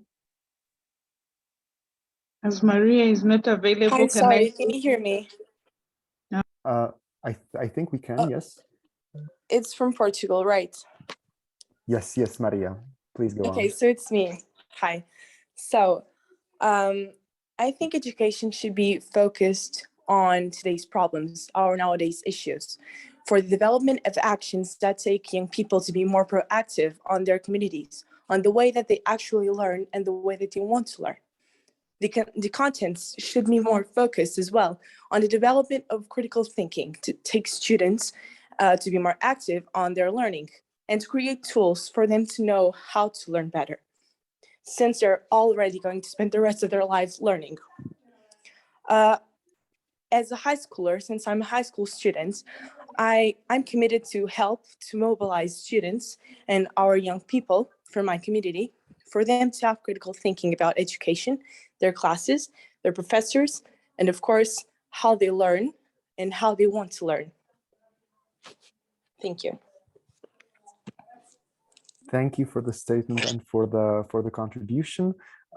Going down through the speakers list, I would like to give the floor to Shari Maluleke from South Africa, from the Menstrual Project. Shari, are you here?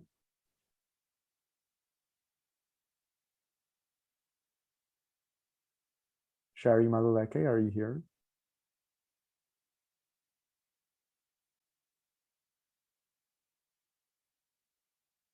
If that is the case, then we will go down the speakers list, and I will pass the floor to Saad Ouakas from the African Youth Initiative for Climate Change of Morocco.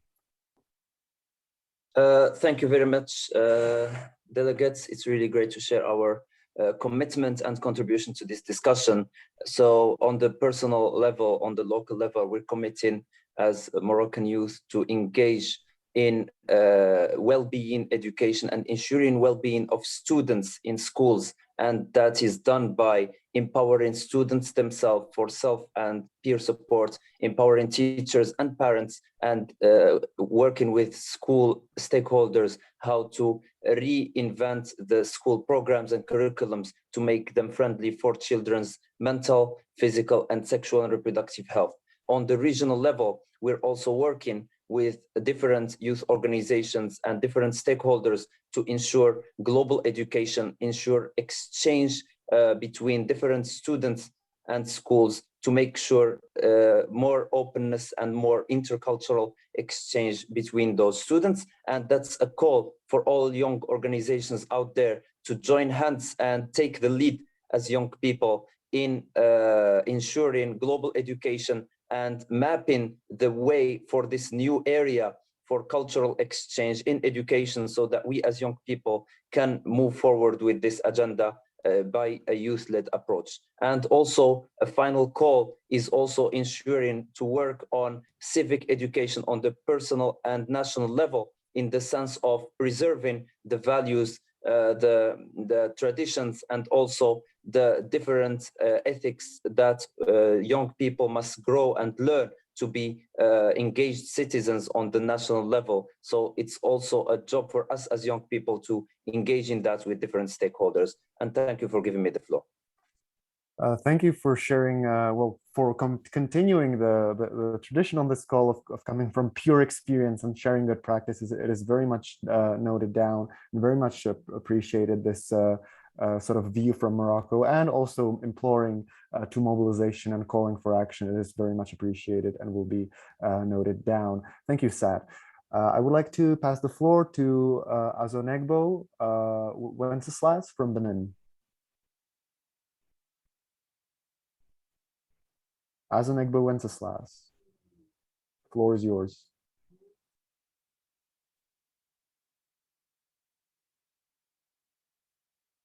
Oui, je me permets de me prononcer en français si cela ne dérange pas.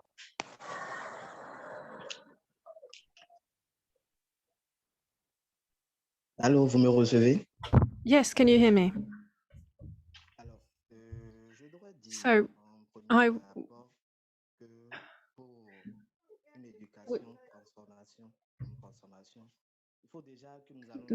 so we must move away from education as a commodity. The interpreter apologizes. There is a lot of interference on this connection, and the speaker cannot be heard sufficiently well. Our governors, those that govern, have abandoned the educational needs in many respects.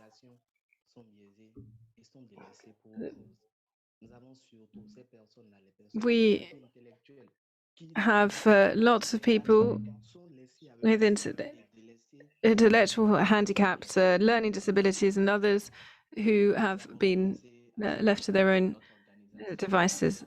Our organization has tried to educate people about how to help such children. They also have a right to basic education as well as professional training. In order for this to be fair, all members of the population should have access to education, quality education, and those that govern must do their utmost in order to ensure that we have the means to enable access to this education. Thank you for speaking about inclusion and education as a right. Which is Omar from Global Shaper Community, WEF from United Arab Emirates.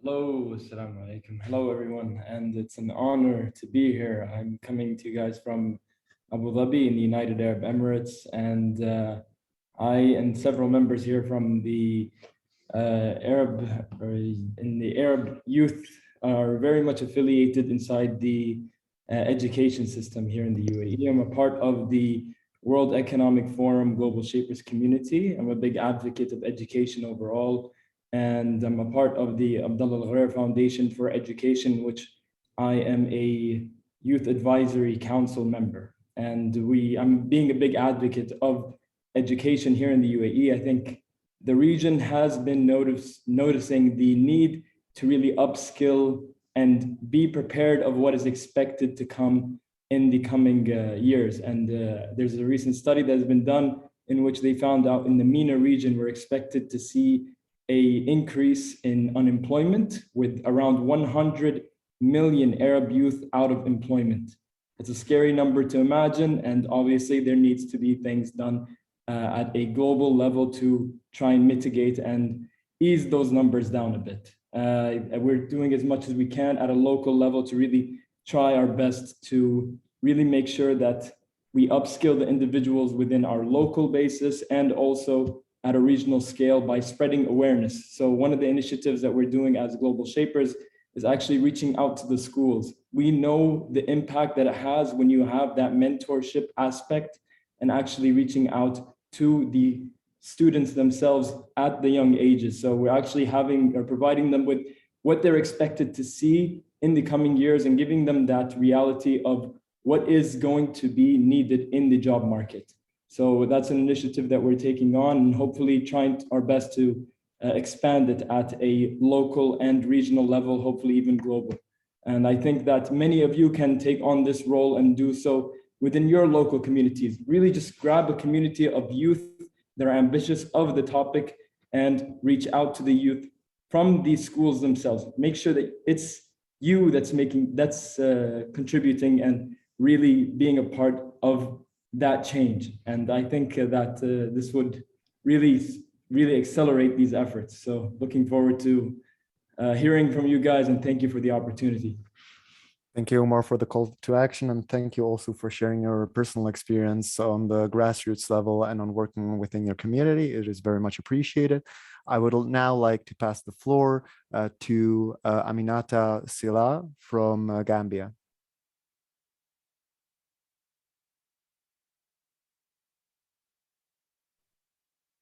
Aminata Sila from Bridging Africa, Gambia. Hello, can you Hi guys there. hear me? We can. The floor is yours. Okay, so I want to say thank you to all the stakeholders for convening this very important dialogue. I just wanted to share a little bit about me and Bridging Africa. So currently I work at the Gambia Mission, and through it I started and founded Bridging Africa, which is a nonprofit organization that collects books, computers, laptops, anything that New York City schools would like to donate, and we ship them to areas in rural Africa because we realize that there's a huge need. Sorry, we realize that there's a huge need all over Africa, and there are resources that these schools and these hospitals just throw away that can be beneficial to the students and patients in Africa. So currently we are working in a small village in Africa and are looking to fundraise money to send them to school. And we estimate that each girl child would need about $600 for the whole entire school year. So we are currently fundraising, and we hope to invite interested stakeholders and parties to convene a side event on the margins of the upcoming Transforming Education Summit. So thank you all. Please reach out if you are interested in collaborating or if you want to hear more. Thank you, Aminata, for the contribution, and we will be sure to reach out. Allow me to now pass the floor on to another colleague from the International Student Constituency, which is Diksha Gupta from Studio Matrix, India. The floor is yours.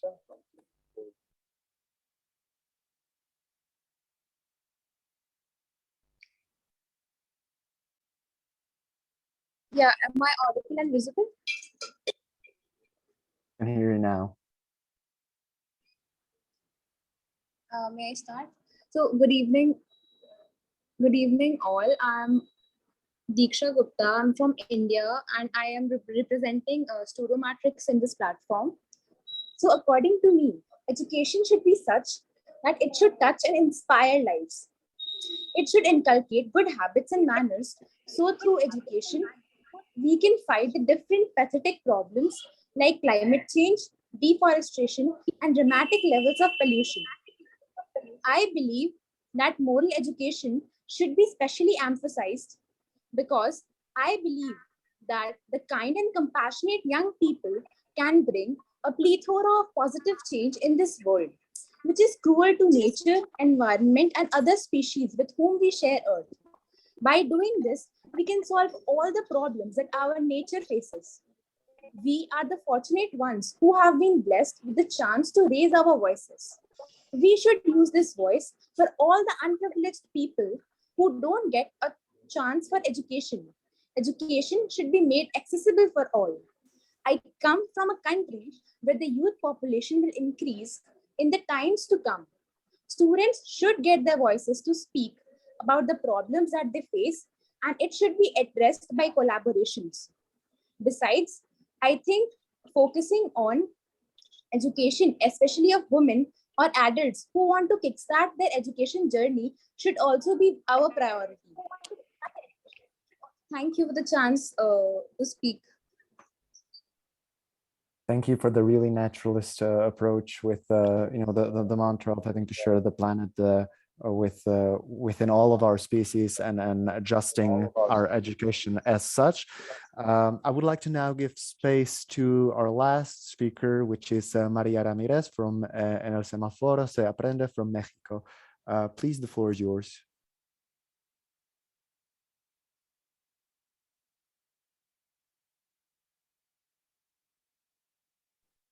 Maria Ramirez. Recording in progress.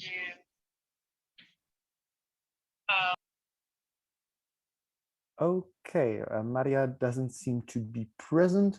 In that case, I would like to pass the floor directly to Eliane to summarize this past very fruitful discussion corner, and then we can move on from there. So, Eliane, the floor is yours. Thank you, Peter, and hello, everyone. So this was our last consultation on the Youth Declaration, and I will give you like a short, quick summary. We already talked about your views and your recommendations for the government and the policymakers. In the third segment, we spoke about our commitments as young people. So we mentioned designing new solutions, tackling mental health and education, sexuality, and the responsibility we have as young people on having this intercultural exchange and being good citizens, and also be part of the change and take the lead on the work that should be done. Fundraising was also mentioned, which is essential because the financials are essential. And we highlighted also the importance of the positive change we as young people could bring to the table, and where we are supposed to be addressing the problem and speaking up about these problems. So that's it. We heard also during the session from His Excellency Minister Tange, and from the UN Youth Envoy, from His Excellency Leonardo Garnier. And I would like to thank everyone for being here today and for sharing with us all your views. We heard you, and you can be sure that we will make sure to transfer the messages, and we will have a great youth declaration. Thank you. Thank you for the wrap up, Eliane. That was again Eliane from another colleague from the SDG4 Youth Network.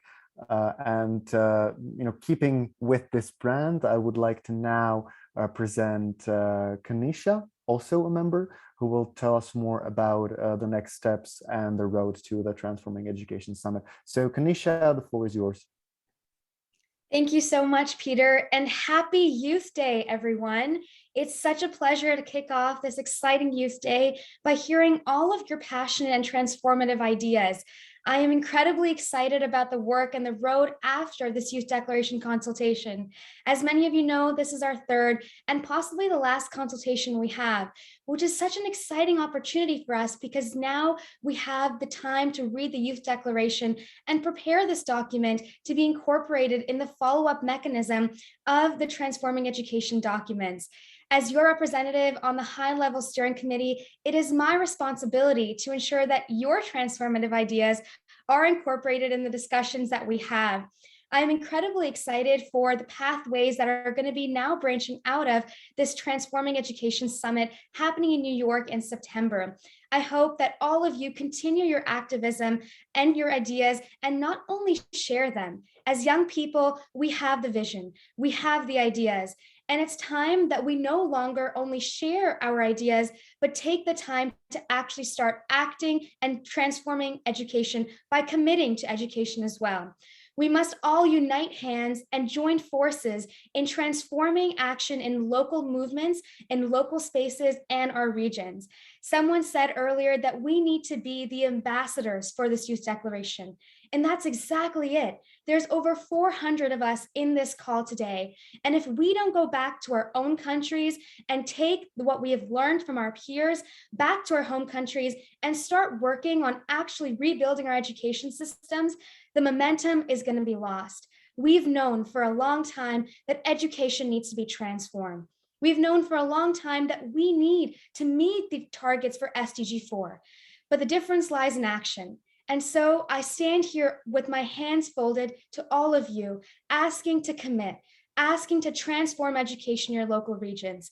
If you don't have the space to talk with your ministers, grab the chair and make the space yourselves. In our last consultation, I talked about the FAM acronym. We always need our families to be able to make a change. So let's count on FAM, financing, action, and movement in local regions and global spaces to be able to achieve SDG 4. And for my final remarks, I hope that this Youth Day sparks action to believe that we can all make the change. And as your representative on the high-level steering committee, please bother me, spam my inboxes with your ideas. Tell me what commitments you want the leaders in the high-level steering committee to make. It doesn't matter to me if my inboxes are filled. I'd love to hear from you. Write me letters, write to us, and beg these leaders to actually incorporate your voices to transform education.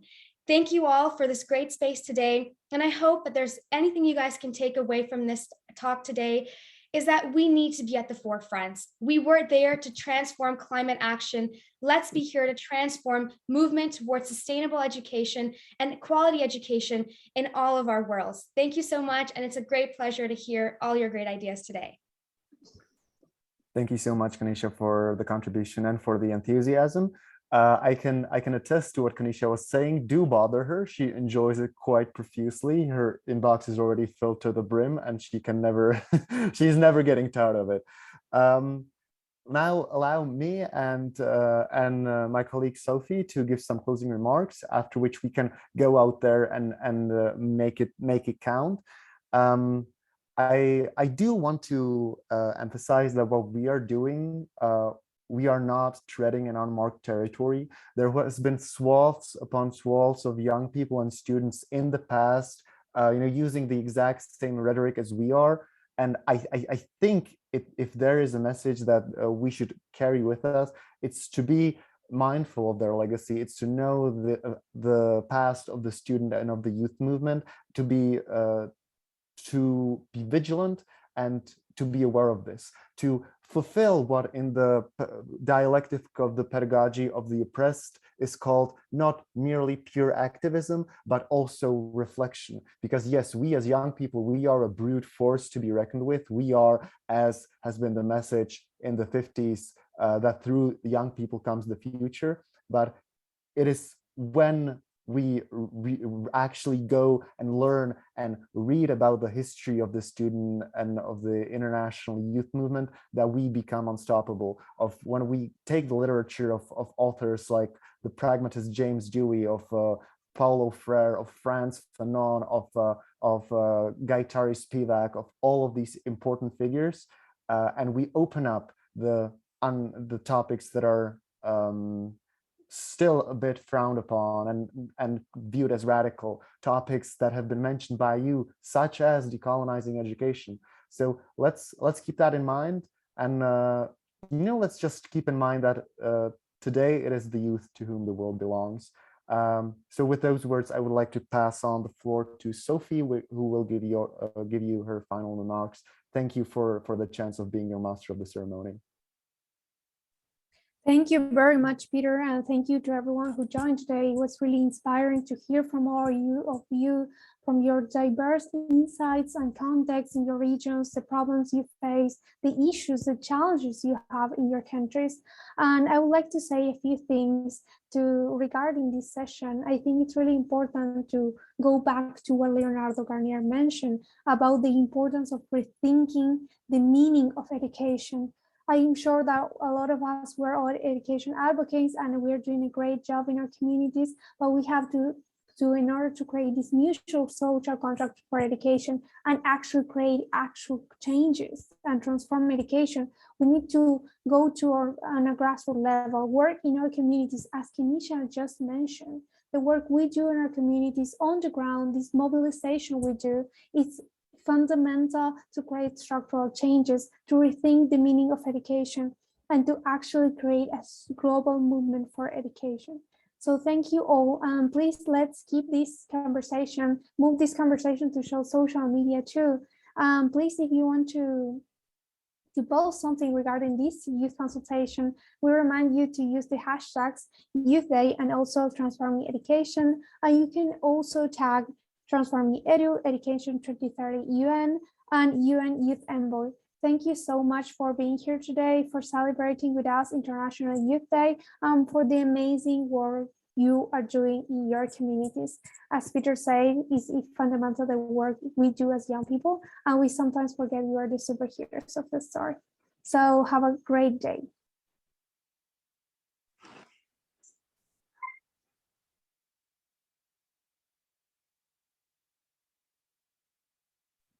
Maraming salamat.